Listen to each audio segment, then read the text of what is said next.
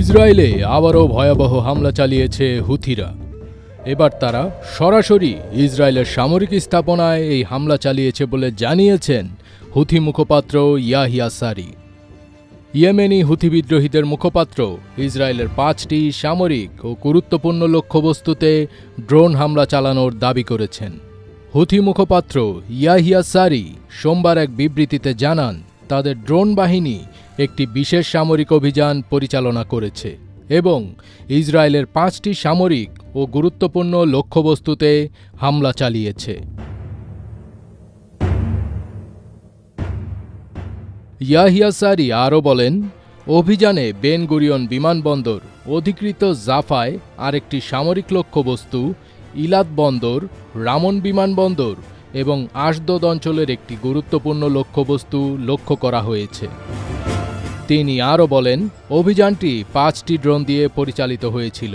অভিযানটি সফলভাবে তার লক্ষ্যবস্তুতে আঘাত হানতে সক্ষম হয়েছে।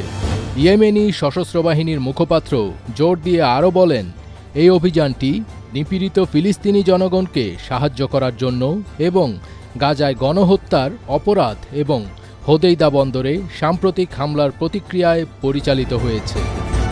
আগ্রাসন মোকাবেলা ও প্রতিরোধে গত কয়েক মাসে ইয়েমেনের সাফল্যের কথা উল্লেখ করে সারি বলেন, ইয়েমেন আসন্ন পর্যায়ে যে কোনো শত্রুতামূলক পদক্ষেপের মুখোমুখি হতে প্রস্তুত। সারি নিপীড়িত ফিলিস্তিনি জনগণের প্রতি সমর্থন অব্যাহত রাখার ঘোষণা দিয়ে বলেন, গাজায় আক্রমণ বন্ধ না হওয়া এবং অবরোধ প্রত্যাহার না হওয়া পর্যন্ত ইয়েমেনি অভিযান অব্যাহত থাকবে। ইসরায়েলি বাহিনী এই হামলার ব্যাপারে তাৎক্ষণিকভাবে কোনো মন্তব্য করেনি, তবে এই দাবির কয়েক ঘন্টা আগেই ইসরায়েল হোদেইদা বন্দরে হামলা চালানোর কথা স্বীকার করে।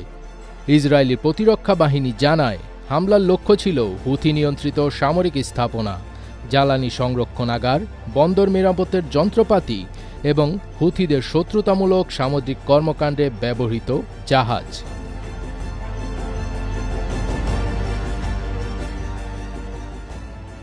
স্থানীয় বাসিন্দারা জানান, বন্দরে বিস্ফোরণের শব্দে কেঁপে ওঠে হোদেইদা শহর।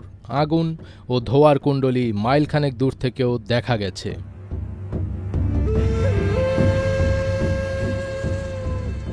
ফজবির তাজ, এটিএন বাংলা।